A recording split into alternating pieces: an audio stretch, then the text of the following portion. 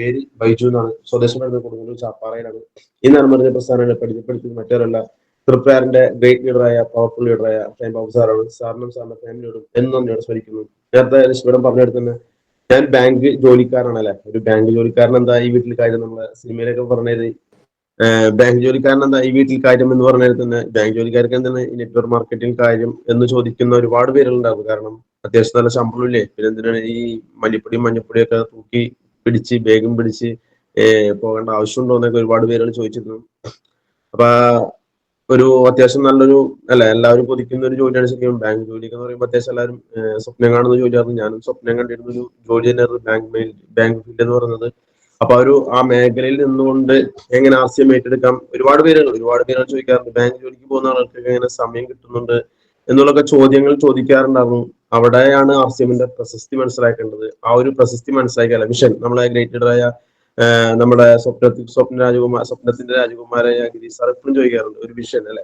ആ വിഷൻ നമുക്ക് കിട്ടിയാൽ മാത്രമേ ആർസിഎമ്മിലൂടെ നമുക്ക് എന്തെങ്കിലും നേടാൻ സാധിക്കുള്ളൂ, എന്തെങ്കിലുമൊക്കെ ഉണ്ടാക്കാൻ സാധിക്കുള്ളൂ അല്ലെ. അല്ലെങ്കിൽ നമ്മൾ ആർസിഎം വന്നു പോയിട്ടുണ്ട് അല്ലെ. ഒരുപാട് പേര് നമ്മളിപ്പോ ഈ ഭൂമിയിൽ നിസ്സാര ടൈമിൽ നമ്മൾ വന്നു പോകുന്ന പോലെ തന്നെ ആർസിഎമ്മിനെ സംബന്ധിച്ച് ആർസിഎമ്മിൽ ഒരുപാട് വ്യക്തികൾ വരുന്നു പോകുന്നു എന്ന ലെവലിലേക്ക് നമ്മൾ മാറും. ഇവിടെ ആർസിഎമ്മിനെ സംബന്ധിച്ച് നമുക്ക് ഇവിടെ എന്തെങ്കിലും നേടണമെങ്കിൽ, എന്തെങ്കിലും നേടാൻ വെച്ചാൽ ചെറിയ സംഭവങ്ങളല്ലേ, 1 ലക്ഷമോ 2 ലക്ഷമോ സ്വപ്നം കണ്ട് നമ്മൾ ആർസിഎം ചെയ്തിട്ട് കാര്യം. നമ്മൾ ചെയ്യുകയാണെങ്കിൽ നമ്മളൊരു എന്താ പറയുക, സമ്പത്ത് അല്ലെ. എല്ലാവർക്കും അറിയാവുന്നതാണ് സമ്പത്ത് എന്താണ്, വരുമാനം എന്താണെന്ന് എല്ലാവർക്കും അറിയാവുന്നതാണ്. കാരണം വരുമാനം എന്ന് പറയുന്നത് നമുക്കൊരു കൺസിസ്റ്റൻസിയാണ്. നമ്മൾ ഒരു ഇത്ര വരുമാനം നമുക്ക് കിട്ടുന്നു ഉറപ്പുണ്ടാവും. ആ വരുമാനത്തിനനുസരിച്ച് നമ്മൾ ജീവിക്കുകയുള്ളൂ. പക്ഷെ സമ്പത്ത് എന്ന് പറയുന്നത് നമ്മൾ എടുത്താലും തീരാത്ത ഒരു സംഭവമാണ് സമ്പത്ത് എന്ന് പറയുന്നത്. അപ്പൊ ഈ സമ്പത്ത് ഫോക്കസ് ചെയ്ത് മാത്രം വർക്ക് ചെയ്താൽ മാത്രമേ ആർസിഎമ്മിലൂടെ നമുക്ക് എന്തെങ്കിലുമൊക്കെ നേടാൻ പറ്റുള്ളൂ. അല്ലെങ്കിൽ നമ്മൾ നേരത്തെ പറഞ്ഞ ആർസിഎം വന്നു കുറച്ച് ആളുകൾ ഓടുന്നു, കുറച്ചാൾ ഏകദേശം 1 വർഷമൊക്കെ ലീഡേഴ്സിന്റെ സുഹൃത്തു മുഖേന ഒരുപാട് നെറ്റ്വർക്ക് മാർക്കറ്റിംഗ്, എന്നോട് ഒരുപാട് നെറ്റ്വർക്ക് മാർക്കറ്റിംഗിന്റെ ആളുകൾ വന്ന് പാസ്സായിട്ടുണ്ടായിരിക്കും. അപ്പൊ അതിനുവേണ്ടി കുറച്ച് കാര്യങ്ങൾ നമ്മൾ ചെയ്യണമല്ലോ. അപ്പൊ ഞാൻ യാദർശ്യമായിട്ടാണ് ആർസിലേക്ക് വന്നത്. കാരണം ഒരു ബാങ്ക് ജോലിയിൽ ഇരിക്കെ എന്നോട് ഒരുപാട് നെറ്റ്വർക്ക് മാർക്കറ്റിംഗിന്റെ ആളുകൾ വന്ന് സംസാരിക്കാറുണ്ട്. കാരണം ഒരു അല്ലെ, നമ്മൾ ഒരു അത്യാവശ്യം നല്ലൊരു ആളുകളായിട്ട് കോൺടാക്ട് ഉള്ള വ്യക്തി എന്ന നിലയിൽ ഒരുപാട് നെറ്റ്വർക്ക് മാർക്കറ്റിംഗ് ഇതേപോലെ തന്നെ എന്നോട് ഒന്ന് പറഞ്ഞിരുന്നു. ഞാൻ ഡിഗ്രി കഴിഞ്ഞ് പഠിച്ച് ഇറങ്ങിയ സമയത്ത് ഒരു RMP എന്ന് പറയുന്ന നെറ്റ്വർക്ക് മാർക്കറ്റിംഗ് എന്റെ ഒരു സുഹൃത്തു മുഖേന ഞാൻ ചെയ്തിട്ടുണ്ടായിരുന്നു. RMP എന്ന് പറയുന്നത്. കാരണം അതിനകത്ത് ഏകദേശം ഒരു വർഷത്തോളം അത്യാവശ്യം നല്ല രീതിയിലൊക്കെ വർക്ക് ചെയ്യുന്ന ഒരുപാട് മീറ്റിങ്ങും ട്രെയിനിങ്ങിലൊക്കെ അന്നും എടുക്കാൻ സാധിച്ചിരുന്നു. അതിനുശേഷം മീറ്റിംഗ് പങ്കെടുക്കാൻ സാധിച്ചു. പക്ഷെ ആ ഒരു RMP എന്ന് പറയുന്നത് നിങ്ങൾക്ക് എല്ലാവർക്കും അറിയാവുന്ന പൊളിഞ്ഞു പോയ ഒരു നെറ്റ്വർക്ക് മാർക്കറ്റിംഗ് ആയിരുന്നു. അതിനുശേഷം ഞാൻ ഒരു നെറ്റ്വർക്ക് മാർക്കറ്റിംഗ് ഇല്ല എന്ന് പറഞ്ഞു നടന്നിരുന്ന വ്യക്തിയായിരുന്നു. അതാണ് പറയാൻ കാരണം. RMP ചെയ്തതിന്റെ കാര്യം പറയാനായിട്ട് അന്നൊരു ശബ്ദം എടുത്തിരുന്നു. ഞാനും രഞ്ജിത് സാറും ഒരുമിച്ചാണ് ചെയ്തിരുന്നത്. അതിനുശേഷം ഞങ്ങള് നെറ്റ്വർക്ക് മാർക്കറ്റിംഗ് എന്ന് പറയുന്ന ആ മേഖലയിൽ കിടക്കണ്ട എന്നുള്ള ചിന്തയിലാണ് പോയിരുന്നു. പക്ഷെ അതിനുശേഷം യാദൃശ്യമായിട്ട് ഷൈൻ ബാബു സാറിന്റെ ഒരു ലോണിന്റെ കാര്യത്തിന് വേണ്ടി അദ്ദേഹം വരികയും അദ്ദേഹത്തിന്റെ ആ റീപേയ്മെന്റ് അല്ലെ, നമ്മൾ ലോൺ കൊടുക്കുകയാണെങ്കിൽ നമ്മൾ നേടണം അത് ചെക്ക് ചെയ്യണം അല്ലെ, ആൾക്ക് തിരിച്ചടയ്ക്കാനുള്ള കപ്പാസിറ്റി ഉണ്ടോ എന്നൊക്കെ ചെക്ക് ചെയ്തപ്പോൾ അദ്ദേഹത്തിന്റെ മാസത്തിൽ കറക്റ്റ് ആയിട്ട് എല്ലാ മാസവും അദ്ദേഹത്തിന് അത്യാവശ്യം നല്ല വരുമാനം വരുന്നത് അദ്ദേഹത്തിന്റെ ബാങ്ക് ട്രാൻസാക്ഷൻ നോക്കി മനസ്സിലായി. പിന്നെ അദ്ദേഹത്തിന്റെ വീട് നേരത്തെ പറഞ്ഞ തന്നെ അദ്ദേഹം ഒരു ഓട്ടോറിക്ഷക്കാരനാണെന്നുള്ള സത്യമെല്ലാം ഞാൻ അവിടെ പോയി എൻക്വയറി ചെയ്തപ്പോൾ മനസ്സിലായി അദ്ദേഹം ഒരു ഓട്ടോറിക്ഷക്കാരനായിരുന്നു. അദ്ദേഹം വന്ന് ഒരു സബ് സെന്റർ നടത്തുന്നുണ്ടായിരുന്നു. ആ സബ് സെന്ററിൽ ഇരുന്നിട്ടാണ് അന്ന് വർത്തമാനം പറഞ്ഞത്. അപ്പൊ ഇതെല്ലാം പറയുമ്പോൾ നമ്മൾ എന്ത് ചെയ്യും, നമ്മൾ ആർസിഎംകാരുടെ ഒരു പ്രത്യേകത അല്ലേ, നമ്മൾ എന്തൊക്കെ പറഞ്ഞാൽ അവസാനം നമ്മൾ ആർസിഎമ്മിൽ എത്തിച്ചേരും. ആർസിഎം എന്നെ പറഞ്ഞുകൊണ്ടിരിക്കും. അപ്പൊ ഈ ആർസിഎമ്മിനെ കുറിച്ച് അദ്ദേഹം എന്നോട് പറഞ്ഞപ്പോൾ ഞാൻ അന്ന് അവിടെ നിന്നിട്ട് ഇങ്ങനെ തലട്ടില്ലേ, നമ്മൾ ഫസ്റ്റ് കേൾക്കുമ്പോൾ എന്ത് ചെയ്യും, ഒരു ഓട്ടോറിക്ഷക്കാരനായ വ്യക്തി ഒരു ബാങ്ക് മാനേജർ പൊസിഷൻ നിൽക്കുന്ന അല്ലെങ്കിൽ അസിസ്റ്റന്റ് മാനേജർ പൊസിഷൻ നിൽക്കുന്ന ഒരാളോട് പറയുമ്പോൾ നമുക്കൊരു ഈഗോ എന്നൊരു സംഭവം ഉണ്ടാവും. ആ ഈഗോ വെച്ചിട്ട് നമ്മൾ അങ്ങനെ ആയിരിക്കും നമ്മൾ കേൾക്കുന്നുണ്ടാവും. ഈഗോ ആയിരിക്കും ശരിക്കും കേൾക്കുന്നുണ്ട്. അപ്പൊ നമ്മൾ എല്ലാവരും ശരിയാണ് സാർ അല്ലേ, അദ്ദേഹത്തിന്റെ മുമ്പിൽ അദ്ദേഹത്തിന്റെ വിഷമിപ്പിക്കേണ്ട എന്ന് വിചാരിച്ചിട്ട് അദ്ദേഹം കേൾക്കുന്ന മുഴുവൻ കേട്ടിരുന്നിട്ട് അവസാനം ഞാൻ പറഞ്ഞു, സാറേ ഇതിലേക്ക് ഞാനില്ല. കാരണം സാറിനെ കൊണ്ട് മാത്രം പറ്റുള്ളൂ. എനിക്ക് അത്യാവശ്യം വേറെ കുറച്ച് ബിസിനസ്സുകളും കാര്യങ്ങളുണ്ട്. അതിന്റെ ഒപ്പമാണ് ഞാൻ ബാങ്ക് ജോലിയും കൊണ്ടുപോകുന്നത്. അതുകൊണ്ട് തന്നെ എനിക്ക് ഈ ആർസിഎം എന്ന പ്രസ്ഥാനത്തിന്റെ ആവശ്യം ശരിക്കും ഇല്ല എന്ന് പറഞ്ഞുകൊണ്ടിരിക്കുക. അദ്ദേഹം പറഞ്ഞു, സാർ നേരം നല്ല പ്രൊഡക്റ്റ് ഒക്കെ സാറിന് ഉപയോഗിക്കേണ്ട ആവശ്യമുണ്ടല്ലോ, അപ്പൊ ഈ പ്രൊഡക്റ്റ് വാങ്ങിച്ച് ഉപയോഗിച്ച് നോക്കൂ എന്ന് പറഞ്ഞപ്പോൾ അന്ന് അദ്ദേഹം ഇത്രയും പറഞ്ഞല്ലോ, ഒരു 50 രൂപ എടുത്തിട്ട് സാറേ എനിക്ക് 5 ഐറ്റംസ് തന്നു. 10ന്റെ ഐറ്റംസ് ഇല്ലേന്ന് നോക്കിയാൽ 10ന്റെ ഐറ്റംസ് അവിടെ ഉണ്ടായിരുന്നു. ഞാൻ പറഞ്ഞു 50 രൂപ എടുത്തിട്ട് 5 ഐറ്റംസ് വെച്ചാൽ പോകണിയല്ലേ, പോകണ എത്ര രൂപ, 50 രൂപ ആകെ ഉള്ളൂ എന്ന് വിചാരിച്ചിട്ട് ആ 50 രൂപ കൊണ്ട് നമ്മളെ 10ന്റെ സോപ്പ്, 10ന്റെ ആ പേസ്റ്റ്, പിന്നെ സോപ്പും പൊടി, ചായപ്പൊടി, അങ്ങനെയുള്ള 5 ഐറ്റംസ് വാങ്ങിച്ച് ഞാൻ വീട്ടിലേക്ക് കൊണ്ടുവരികയും അദ്ദേഹം എന്നെ അവിടെ ചെന്ന് ഷൈൻ ബാബു സാർ വിളിച്ചിരുന്നു.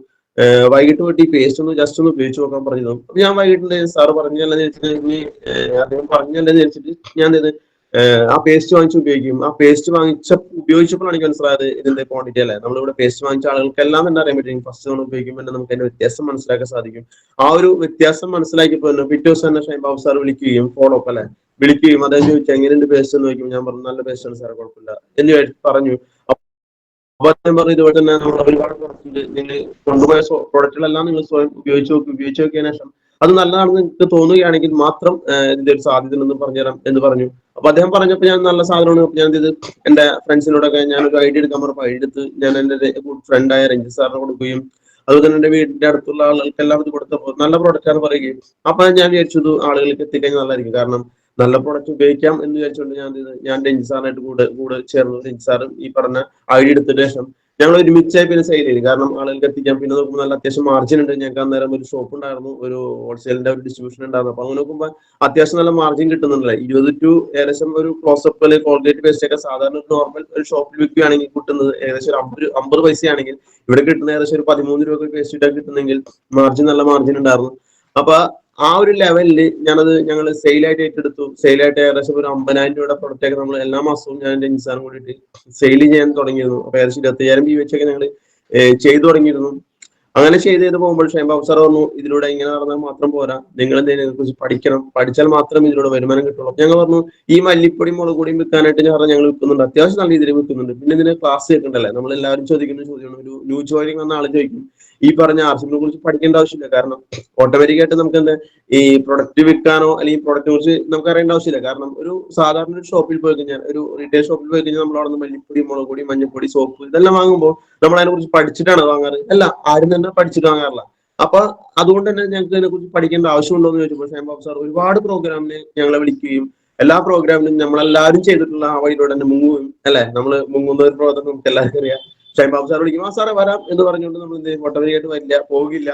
അങ്ങനെ അവസാനം സാറ് ഏകദേശം ഒരു വർഷത്തോളം ഞങ്ങളത് സാറിന് പറഞ്ഞിട്ട് പ്രോഗ്രാമിന് അറ്റൻഡ് ചെയ്യാതിരുന്ന് അങ്ങനെ ഒരു ദിവസം ഷൈൻബാബു സാർ നിവൃത്തിയിട്ടിട്ട് സാർ എന്റെ വീടിന്റെ അവിടെ വന്ന് കാറിട്ട് വെയിറ്റ് ചെയ്ത് ഞങ്ങൾക്ക് എന്തായാലും പോകണം എന്ന് പറഞ്ഞുകൊണ്ട് ഞങ്ങളെ വലിച്ചു കെട്ടി പിടിച്ചു മുറുക്കിയല്ലേ, നമ്മൾ എപ്പോഴും പറയാൻ ലീഡേഴ്സിനെ വലിച്ചു മുറുക്കി കൊണ്ടുപോകുന്ന ആ ഒരു സിറ്റുവേഷനിൽ എന്നെ വലിച്ചു കൊണ്ടുപോയി. അന്ന് ലീവ് ജസ്റ്റ് ഒന്ന് പറഞ്ഞിട്ട് അങ്കമാലിനുള്ള ഒരു ഷോപ്പിന്റെ ഉദ്ഘാടനത്തിന് മൂർത്തി സാറിന്റെ ഒരു പ്രോഗ്രാമിനെ കൊണ്ടിരുത്തിയപ്പോൾ അന്ന് അവിടെ സജീവ് കുമാർ സാറിന്റെ സെക്ഷനും അതുപോലെ തന്നെ മൂർത്തി സാറിന്റെ സെക്ഷനും കേട്ടപ്പോഴാണ് മനസ്സിലായത് ഇതിന്റെ സാധ്യതകൾ. അന്ന് ഒരു തീരുമാനം എടുത്ത് അന്ന് മുതലാണ് ഈ ആർട്സിനെ കുറിച്ച് കൂടുതൽ മനസ്സിലാക്കാൻ ശ്രമിക്കുകയും പിന്നെ അതിന്റെ ഭാഗമായിട്ട് ഞാൻ കമ്പനി വിസിറ്റ് ചെയ്യാൻ പോയി. ഏകദേശം ഒരു 4-5 പ്രാവശ്യം ഞാൻ കമ്പനി വിസിറ്റ് ചെയ്യാൻ പോയി. അതിനെ മനസ്സിലാക്കി, പ്രൊഡക്ഷൻ എന്താണെന്ന് മനസ്സിലാക്കി, കമ്പനിയിൽ പ്രൊഡക്റ്റ് എങ്ങനെ ഉണ്ടാക്കുന്നുണ്ട്, ഈ പറഞ്ഞ ക്വാളിറ്റി ഉണ്ടോ അല്ലെ. നമ്മള് ലീഡേഴ്സ് എല്ലാം പറയുന്ന 550 ഏക്കറോളം സ്ഥിതി ചെയ്യുന്ന ഒരു കമ്പനി ഉണ്ട് നമുക്ക് അല്ലെ. ഏകദേശം അതുപോലെ തന്നെ ഒരുപാട് നമുക്കൊരു ഫാക്ടറികൾ ഉണ്ട്. ഇങ്ങനെയൊക്കെ നമ്മൾ പറയുമ്പോൾ അന്ന് ഞാൻ വിചാരിച്ചു ഇതൊക്കെ ഷൈൻബാബു സാർ എന്നെ പിടിക്കാൻ വേണ്ടിയുള്ള തള്ളാതെ വെച്ചു. സാർ ഇത്രയധികം തള്ളേണ്ട ആവശ്യമില്ല, ഞാൻ വന്നോളാം എന്ന് പറഞ്ഞുകൊണ്ടാണ് ഞാൻ പോയത്.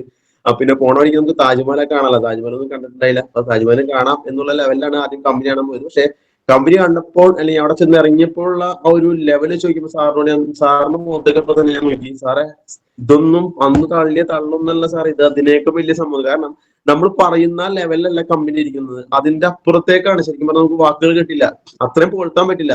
അതിനപ്പുറത്തേക്കാണ് നമ്മൾ കമ്പനി എന്ന് പറയുന്ന സംഭവം, ആ മായാലോകം ഞാൻ കണ്ടത്. അപ്പൊ തന്നെ തീരുമാനിച്ചു ഇത് കൊള്ളാം. പിന്നെ അവിടെ പോയപ്പോ ഞങ്ങൾ അവിടെ ഒരു വാക്ക് എഴുതി വെച്ചിട്ടുണ്ട്, നമ്മൾ ശബരിമലയൊക്കെ എഴുതി വെച്ച തത്വമസി എന്ന് എഴുതി വെച്ചത് തന്നെ അവിടെ മേഹും മാലിക് അല്ലെ, ആരാണോ കമ്പനിയിൽ എത്തുന്നത് അല്ലെ കമ്പനിയുടെ ഈ ഐഡിയ എടുക്കുന്നത് അവനാണ് ഇതിന്റെ ഓണർ എന്നുള്ള വാചകവും അവിടെ ഞാൻ കണ്ടപ്പോൾ അപ്പൊ തീരുമാനിച്ചു ഇതിലൂടെ എന്തോ സംഭവം ഉണ്ടെന്ന് മനസ്സിലായി. അതിന്റെ അടിസ്ഥാനത്തിൽ ഞാൻ ഇതിന്റെ നെറ്റ്വർക്ക് മാർക്കറ്റിംഗ് എന്താണ്, അതിന്റെ സാധ്യത എന്താണ്, മറ്റു രാജ്യങ്ങളിൽ എന്തൊക്കെ മാറ്റങ്ങൾ കൊണ്ടുവരാൻ പറ്റും. അപ്പൊ അതിനെ കുറിച്ച് സ്റ്റഡി ചെയ്തപ്പോൾ ഒരു സാധാരണ ഫാമിലിയെ സംബന്ധിച്ച്, ആ ഒരു സാധാരണക്കാരനെ സംബന്ധിച്ച് അവന് ഉയർത്താൻ വേണ്ടിയിട്ട് അവന്റെ സ്വപ്നങ്ങൾ പൂവണിക്കാൻ വേണ്ടി ഇവിടെയാണ് നമ്മൾ ശ്രദ്ധിക്കേണ്ടത്. അവന്റെ സ്വപ്നങ്ങൾ എന്തൊക്കെയുണ്ടോ ഭൂമിയിൽ നേടാൻ പറ്റുന്നത് അതെല്ലാം നേടിയെടുക്കാൻ പറ്റുന്ന ഒരു പ്രസ്ഥാനമാണ് ഈ പറഞ്ഞ ഡയറക്ട് മാർക്കറ്റിംഗ് എന്ന് പറയുന്ന ആ പ്രസ്ഥാനത്തെ മനസ്സിലാക്കുന്നത്. അതിൽ ഏറ്റവും നല്ല കമ്പനി എടുത്ത് നോക്കുമ്പോൾ അത് ഇപ്പൊ ഏകദേശം 1ാം സ്ഥാനത്താണ് ഇപ്പൊ ആർസിഎം എന്ന പ്രസ്ഥാനം ഇപ്പോൾ ഉള്ളത്.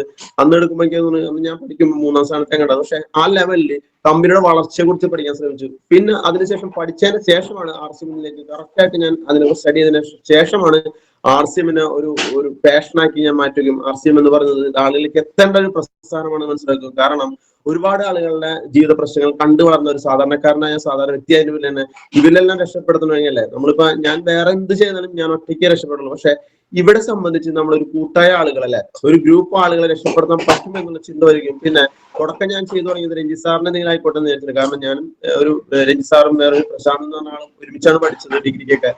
അപ്പൊ ഞാനും ഈ പ്രശാന്ത് എന്ന് പറഞ്ഞ വ്യക്തിയും ബാങ്ക് ജോലി ചെയ്യും, രഞ്ജിത് സാർ കൺസ്ട്രക്ഷൻ വർക്ക് ചെയ്യുന്നതിന്റെ പേരിൽ അദ്ദേഹത്തിന് വല്ലതും കിട്ടിക്കോട്ടെ എന്ന് വിചാരിച്ചിട്ടാണ് ആദ്യം ചെയ്തു തുടങ്ങിയതെങ്കിൽ പിന്നീട് മനസ്സിലായി ഇത് എനിക്കും ഉപകാരപ്പെട്ടതാണ്, എന്റെ വീട്ടുകാർക്കും ഉപകാരപ്പെട്ടതാണ്, എന്റെ നാട്ടുകാർക്കും ബന്ധുക്കൾക്കും എന്നെ പരിചയമുള്ളവർക്കും പരിചയമില്ലാത്തവർക്കും എല്ലാം ഇത് ഉപകാരമാണ് എന്ന് മനസ്സിലാക്കിയതിന് ശേഷമാണ് ഈ RCM എന്ന പ്രസ്ഥാനത്തിലേക്ക് ഞാൻ കച്ച കെട്ടിറങ്ങിയത്.